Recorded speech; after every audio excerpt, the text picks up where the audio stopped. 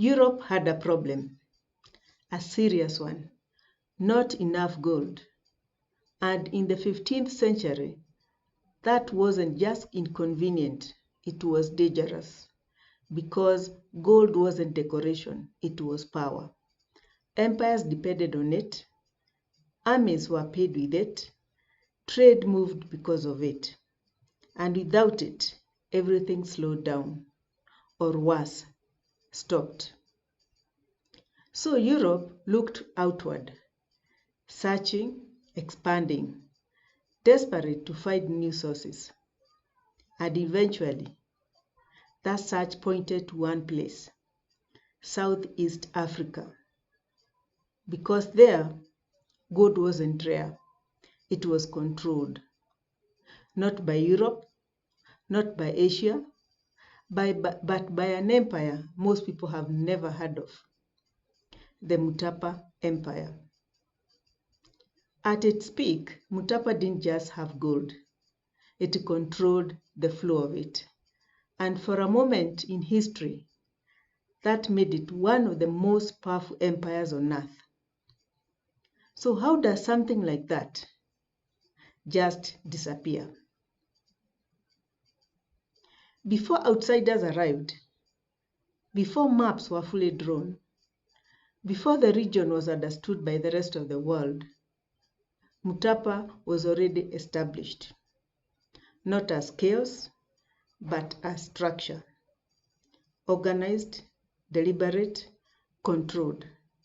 And at the center of that control was gold.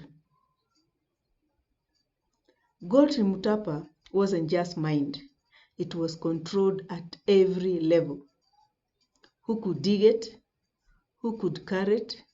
Who could trade it? Nothing moved freely. Everything passed through layers of authority, carefully monitored, carefully restricted.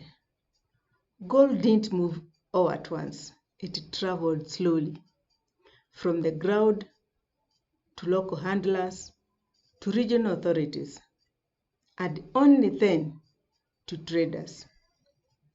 Every step was controlled. Every movement watched.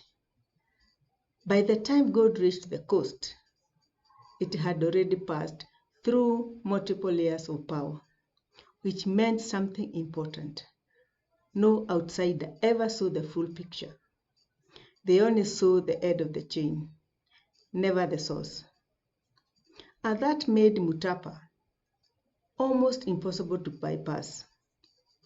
Foreign merchants didn't deal with miners.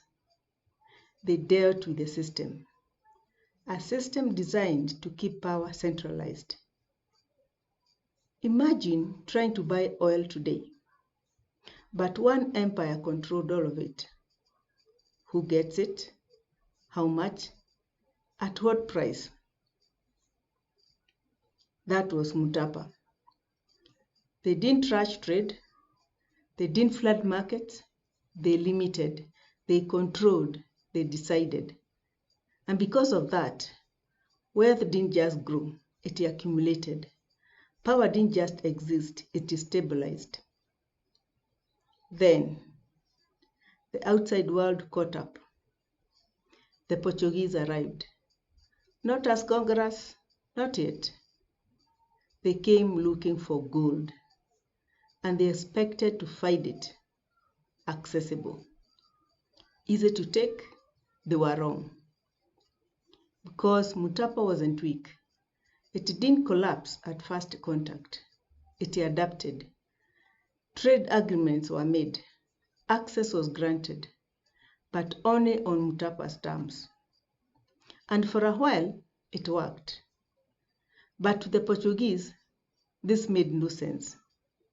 They had ships, they had weapons, rich, and yet they couldn't control the gold. They tried going around the system, looking for direct access, shortcuts, hidden routes, but every path led back to control. Local traders wouldn't break the system. Routes were already known. Access was already restricted. And the more they tried, the clearer it became. This wasn't something they could outmaneuver. They wrote about it, frustrated, confused, trying to understand what they were dealing with. But understanding wasn't enough, because eventually they stopped trying to work with the system and started trying to break it. Empires don't fall in a single moment. They weaken, they strain, they stretch beyond what they can hold. Inside Mutapa, pressure began to build. Leadership struggles, rivalries, competing claims to power, and that's all outside forces needed. They didn't conquer, they influenced, they backed rivals, shifted power, turned disagreements into divisions, and slowly the system began to turn on itself. This wasn't just political, it was personal. Trust disappeared, alliances broke, stability faded. The system that once created control started creating chaos. By the time the damage was visible, it was already too late. Trade slowed, then stopped. God moved without control. Power scattered. Communities fractured. Authority weakened, and the structure that once held everything together collapsed. Not suddenly, not dramatically, but quietly.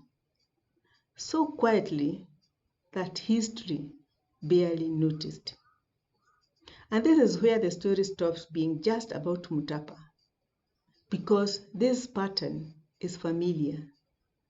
Resource control, external pressure, internal division, it repeats across continents, across centuries, again. There are no massive ruins drawing crowds, no global spotlight, no constant retelling, just fragments, scattered memory, and a story that never fully made it into the mainstream. So why isn't the Mutapa Empire as famous as Rome or Egypt? Because history isn't just about what happened, it's about what gets remembered and what gets ignored, which raises a question. How many other empires rose just as high and disappeared just as quietly? For a time, an African empire controlled the gold the world depended on. It built power quietly, lost it slowly, and faded almost completely from memory. Not because it didn't matter, but because no one was paying attention.